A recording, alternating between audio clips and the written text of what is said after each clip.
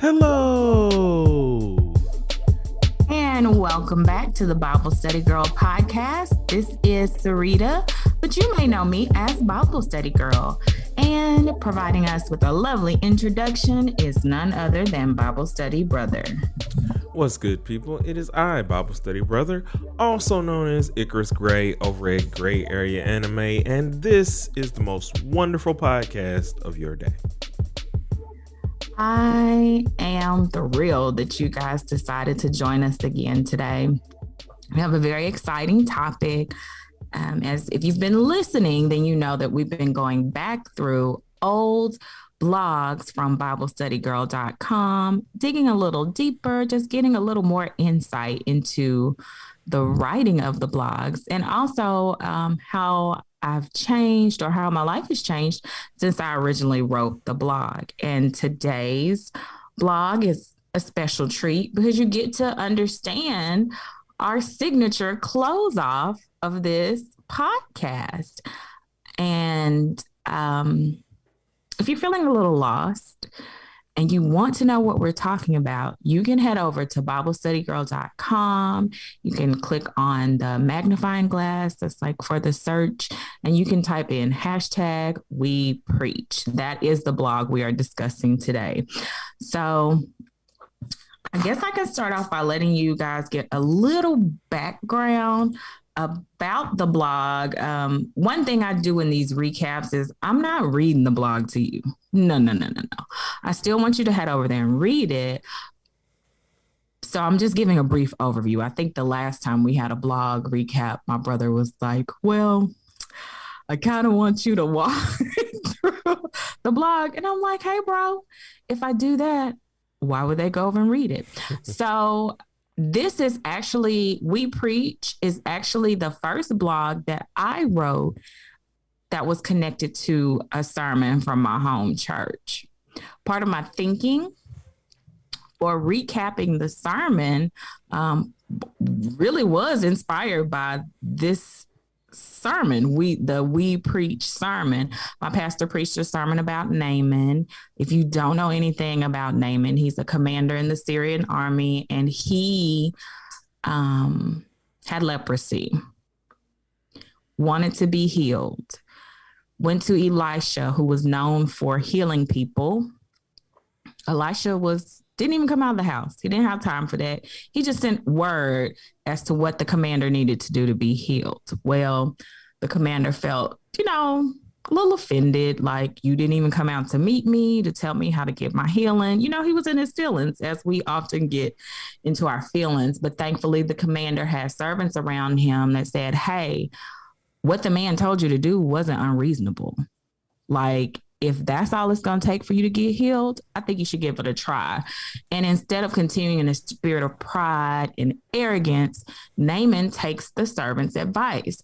So my pastor brings the point of the sermon home is that you never know how your input and advice to someone can change their life. I mean, Naaman has leprosy. He's sick. He is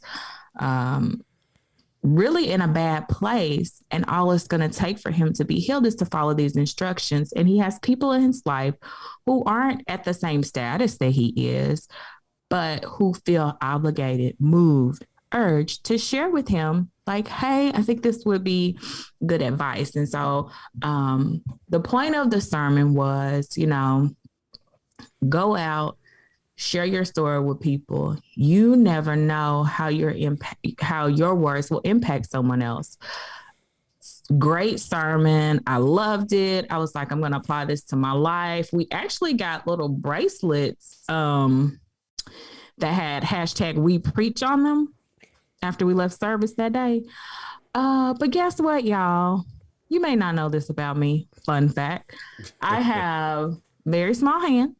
Although I'm a big girl, I have really small hands and small wrists. And I was wearing it at work one day and it just fell off. And if one of the children found it, they didn't return it to me. So it was just gone. But the We Preach hashtag continues to live on. It lives on in the blog. And it also lives on as the closer of our podcast. So, one thing I wanted to talk about today with this We Preach hashtag, and I feel like it was very timely, is because I just completed a Bible study with my bestie. The name of the Bible study is Entrusted. And in the Bible study, um, the author, who is Beth Moore, she's one of my go-to Bible study people. But the author makes sure to make a point to let us know that as Christians, we've been entrusted with our various gifts that God has given us. And he's also entrusted us with his gospel. And it's our responsibility to use our gifting to share the gospel of Jesus Christ with the world. So I feel like it's a great tie-in to the We Preach hashtag. So, Bible study brother, can you tell me how you feel? How do you share the gospel message? What personal things do you do to share the gospel message? Not necessarily in like a preachy way, because you are a minister, but in everyday life, how do you share the gospel with others? I think it's just the encouragement. The encouragement of exactly what you're saying now. I'm huge on your voice is a voice that needs to be heard. I've said it often in my sermons that everybody's testimony matters. Your testimony is the testimony that will change life, that will give somebody the perspective that they needed to step out into their purpose. So, I mean, it's just, it's one of those things that I think is wrapped in the way we build each other up. Like if you're around me and you say you got a dream, I'm with it. I'm immediately, for it and wondering how you can do it. It's immediately in my what am I trying to say? Just the way that, especially if it's in my wheelhouse. So if it's podcasting, if it's video stuff, if it's talking about anime, if it's gaming, if it's, trying to preach and walk in God's purpose for you. Like I'm huge with that. And that's just something to me about everybody being special in their own way, and everybody has an opportunity to be great. While you don't have to carry the responsibilities of what a pastor would, your responsibilities are still important. And I know so many people get like turned away if you're saying, your testimony matters. Well, I ain't no preacher. And so they just kind of go on with that action, and it's like not about that. And it's hard to kind of explain that, if that answers your question. I love your answer. I'm going to sidetrack a little bit and then we're going to get back on it. But did you text your wife to bring you some tissue, or she heard you sneeze and she just was like, oh, he needs me? Text. Okay. I was like, sis is, whoa. She is like, I feel in my spirit. Listen, unless we have transcended to Uncle Blue and AP levels of communication, because if that was, you heard me sneeze, I didn't look at her. I reached over to grab the tissue. That's why I was like, what is she just came out of the clear blue sky with tissue for you. That was wild. But I think the point you made was so great, and it's something that has been a thread throughout my blogging and really throughout this podcast. Stories matter. I talk about me going to Haven, and they have changed the name of Haven Retreat, and I keep intending to like say that out loud so people that are looking for their resource can find it. And I am going to find it so I can give it to you guys. But Haven was a 3-day retreat that I went to. It's a retreat for women who are survivors of childhood sexual abuse. And I heard about the retreat from a woman who was selling makeup. Like, she wasn't there to talk about sexual abuse. it was just laid on her heart to share, and she shared it. And her testimony really impacted my life in a positive way. I was able to go off, I was able to get some help, some insight, and some resources to help me deal with my childhood sexual abuse. And so I'm a big advocate for sharing your story. You never know who it will help. And you don't ever have to know who it will help, but being willing to put that information out there so that people still have the choice. Like you said, it's not about pushing or forcing people, but really providing people with the opportunity, you know, to make a decision, right? They can't make the choice if you don't put the option out there. I was trying to do my research, but I think it's going to be really hard to find the name if, yeah, I actually, that was hard. I have the name. They sent me an email, but I just didn't want to. Well, while you do that, while you're looking for that, I'll talk a little bit more about why I think it's important for people to understand the whole we preach aspect. Especially today, because Kanae and I were having like a conversation about a lot of different things. We were talking about the new Pixar Disney movie Turning Red and the different concerns that have arisen around it, and how people have to stand up more, because in so many different realms, especially with Christianity, we let the narrative be driven by the popular thing. Right. So, how many strays of just general disrespect do we take just throughout the day because Joel Osteen does something he does, like as a whole, or how many strays we take because of the Catholic Church's stance on something. And I think a lot of that, in terms of how it roots itself and stays, is a lot of us will just say, and I did a sermon about this because it was like, just talking about, you have to understand cause and effect, and that while you may not see an effect, it does not mean that you weren't the cause. We'll be like, well, that don't bother me. That doesn't affect me. The whole house is burning down the block, and fires can catch 2 other houses.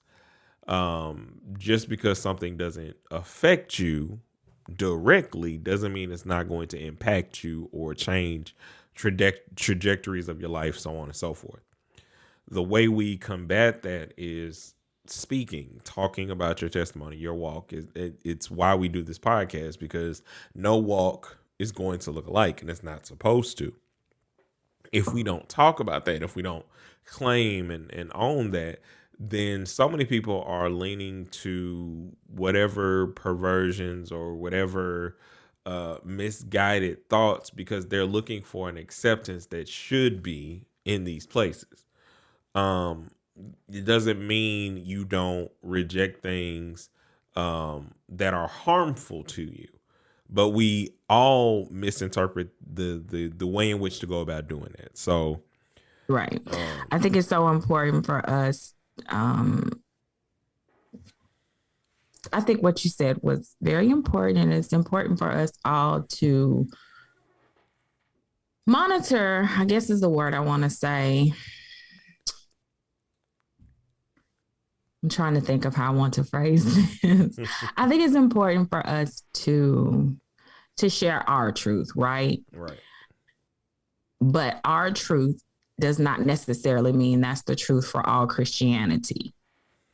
Right. Your truth is just your truth. That's what I want to say. So when I share my story, I'm not saying this is how all Christians feel or this is what all Christians believe. I'm saying this is what I, Sarita, as a Christian, believe, and so my story is not your story. Mm-hmm. So I did find the website. Thank you for your patience. The new name change for the retreat, if you are a woman who is a survivor of childhood sexual abuse and you are wondering, like, what is this retreat she speaks of? So the new website and name is Saprea, and I'm going to spell it for you. It's SAPREA.org.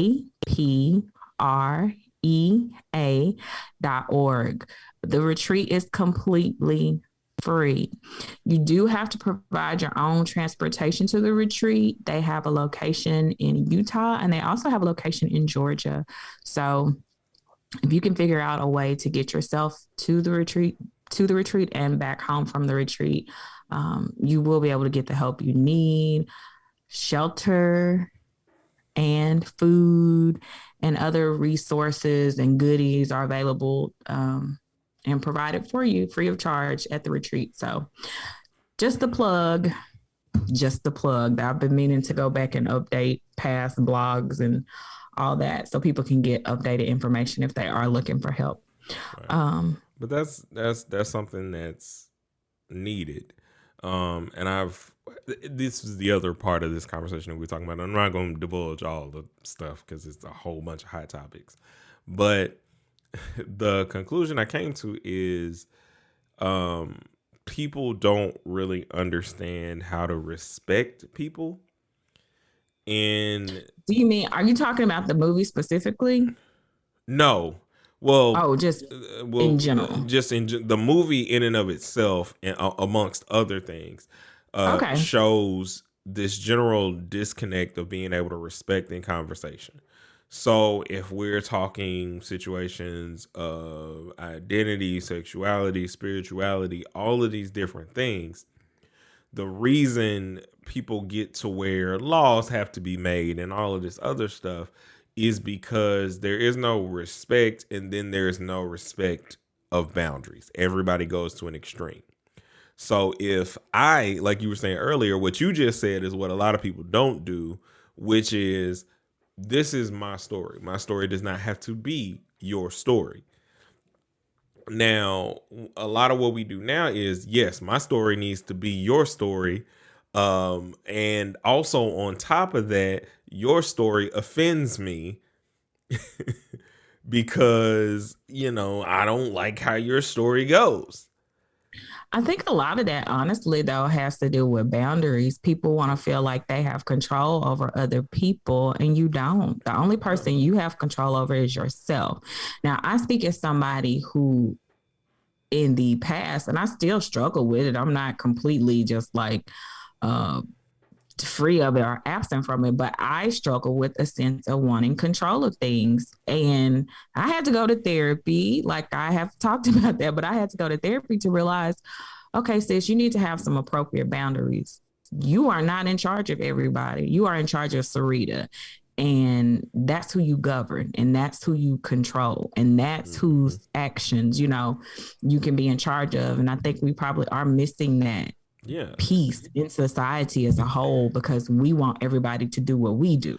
Or like, it goes from, like, if I have a respect for you, like if we get to that rational respect, the part where other people then get extreme is, now you have to agree. Right. Like, now you have to, allow me a freedom that is infringing. And if you feel like it's a freedom, you're now, you're the antagonist or the enemy to everything. And can I tell you something else? We touched on this a bit in the Bible study that I just completed. And I keep plugging different Bible studies and talking about Bible study. Y'all, Bible study with believers is an awesome way really to talk about these issues. And one of the issues that came up in the Bible study that I completed was how we as Christians, or just as a people in general, have such a different time sitting at the same table but eating different meals and being okay with other people eating something different. Like, we all love Christ, can we not agree on that? We get so caught up in our divisions and the things that are different that we don't even want to sit at the table with everybody anymore because I don't like what's on your plate. And I think that's ridiculous, you Yeah. know? And that's something we need to talk about. I think because of the fact that we're humans, it's going to be very rare that you are in a relationship with somebody where you agree on every single point.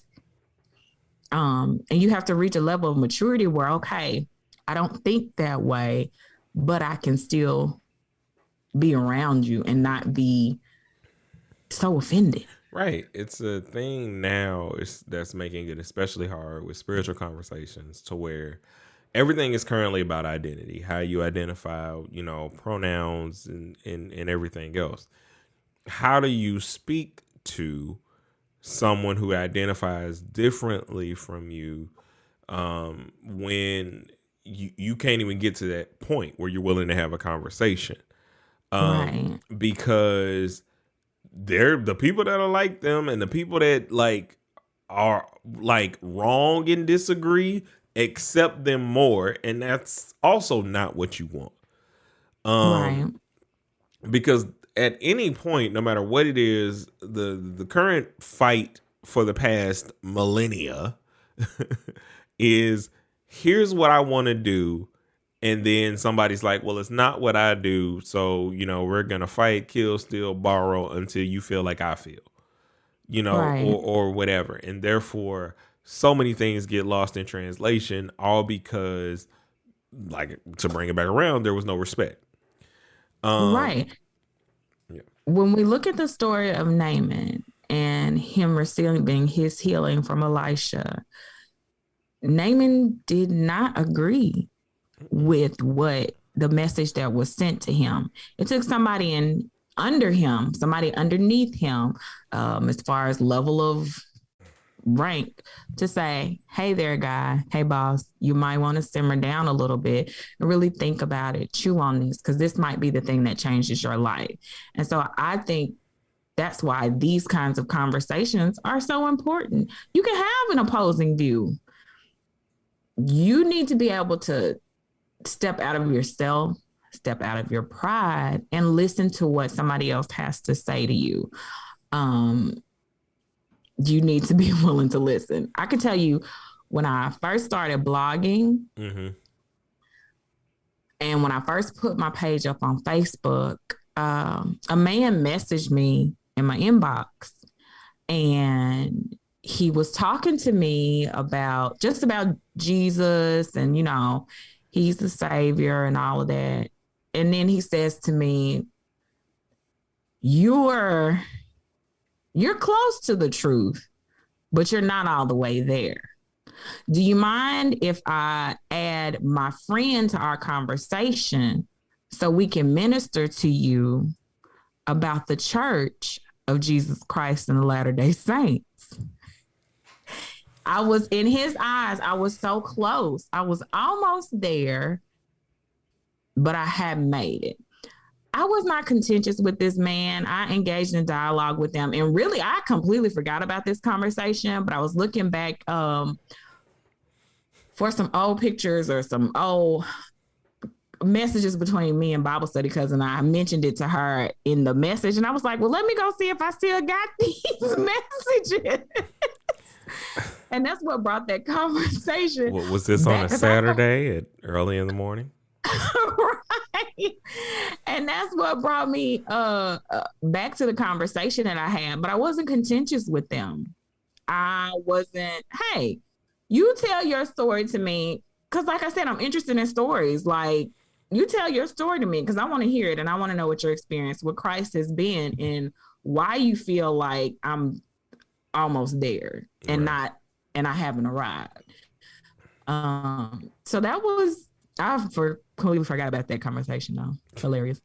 Yo, I didn't even know that it happened. But again, I'm close because I say some things that in your perspective you agree with, but I'm not saying all the things in your perspective that are, gonna get me to the mountaintop, so to speak. Correct, but I can say, like, we walked away from the discussion. I wasn't angry, and I don't believe they were angry. It was just, let me share my story with you. You know, you say you love testimonies. Well, let me share mine with you. Mhm. So I really thought that was very clever. And like, you hit the nail on the head, my friend. Yeah, that's it, but it's And that also, other thing, you know. I can also tell that you thought that DM story was gonna go somewhere else. Glad Oh, I was able I to surprise listen, you. man. I did, but you know, I'm your brother. You know how I feel for you. So let's just let's just keep it a stack. Um, I had to make sure, but also the thing is, and Connect was talking to me, and I was talking about this earlier. Um, we just had a long conversation today because I was trying to uh, discuss my YouTube channel and the things that I wanted to It's do. Right? spring break. That's why you've been having these long conversations. Is it spring break? No, spring break Oh, okay. first week April. Okay, go Um, ahead. so they just conferences this week, so she got out early. Okay. Um, so you know, like we're talking about my channel, and I was trying to like talk through all of these different points with her about what I want to do with the channel and how I want it to grow, what audience I'm trying to speak to, what I think my problems are. And she was like, well, a lot of what you're saying is, you know, you're talking about yourself as though you're a problem when you're the solution. You know, when, Ooh. you know, like whatever it is, like stand, you know, and I was telling her, I was like, yeah, it really is difficult for me to stand on an opinion, like, because this societal America has taught us you can't lean too far anywhere That's because true. somebody will try to cancel you for your opinion, which Right. I will always say my opinion on something is not fact. Fact is fact. If we can't And just my opinion is my opinion. Yeah, if we can't agree on the fact of something, that's a completely different conversation. But I will never espouse my opinion of something to be the only option, uh, for the most part. And it's like it's so hard to stand. You know what I'm saying nowadays because it's not about respect anymore. Because if I say something in a very nice way, so if I say I choose, you know, I chose to be married because spiritually that's what's in play for me. For somebody else is now offended because, well, marriage is a business. Did you blah blah, you know, do this, do that, do that. And like I try to safeguard on both sides, like and have nuance I in my get it. speaking. You you try to play every field. What would this person say? What would the Yeah. opposing side And say? like And cause that gets traumatic. Yeah, and exhausting, you know, on top of that, because sometimes you just have to stand on, you know, truth. And I think that the hardest part about people preaching is they don't want to come under attack for the truth or quote unquote your truth, whatever it is. So like with the things that we're saying about there needing to be more respect, people are like, well, if I let someone with a different lifestyle choice than me come into the church, well, then that says I agree. No, it says that you are teaching the word and that the job of changing Exactly. someone is not your It's not job. ours. It's not ours. Like, some plant the seed, some water it, and God gives the increase. That's a Right. popular church saying, but I think we uh, neglect the part where God gets the increase. Yeah. Because, I mean, if we're honest, nobody in church is perfect. But when God changes your heart, your actions change, your lifestyle change, whatever that may be. Yeah, it really bothers me because, as a church, and when I'm saying church now, I'm saying as the body of Christ, God wants us to come as we are and he works it out. But I think as a body, we've gotten that so confused. We want to be the ones to work things out of people or work things in people. We have sins that are more acceptable, sins that are less acceptable, things that we want to address from the pulpit and things that we don't want to address from the pulpit. How often have you been a member of a church body where you can clearly see that gluttony is running rampant among the members of the church, but there's not a call from the pulpit to address it. But there are other things that people feel passionate about and compelled to call people out on. And I think that's a slippery slope for me. And that's what makes church culture so dangerous sometimes. We're not supposed to get into a pattern where we only preach about the things that make us comfortable. We're supposed to provide the full gospel of Jesus Christ and not just the pieces that are, like I said, more comfortable or easier or more palatable, or even just the hot button issues. So I want to say this, and then we can both mosey on with our days. I'm so grateful that God has given me the opportunity to have a platform where I can share my story in a bigger way.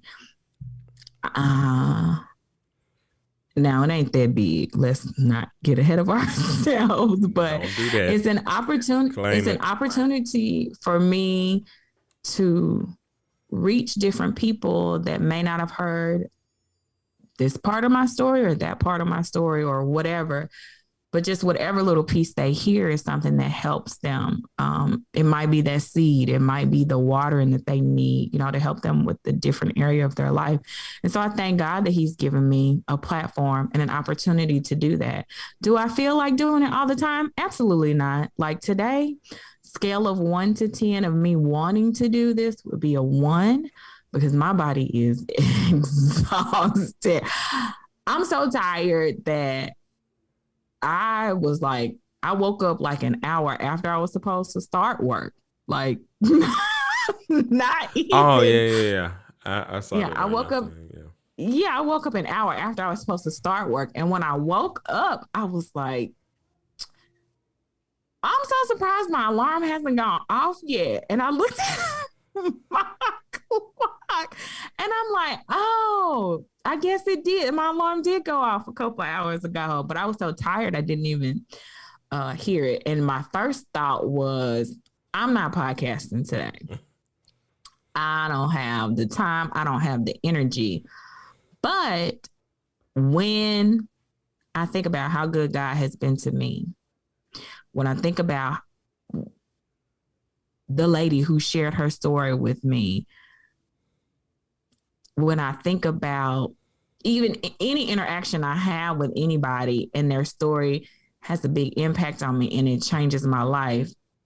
I mean, girl, all you have to do is sit here and talk about Jesus for a little while and then you can go lay down. Like it's not that deep. He's not calling you to be like Paul, traveling hundreds and hundreds of miles, taking months and months. You know what I'm saying? I mean, until we're touring. Right.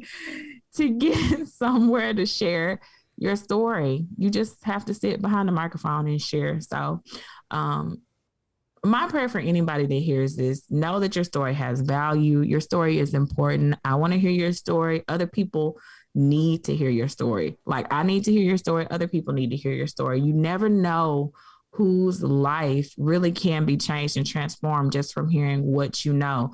Look at Naaman. Naaman received healing because he listened to the story and to the advice of somebody that was considered to be lesser than he was.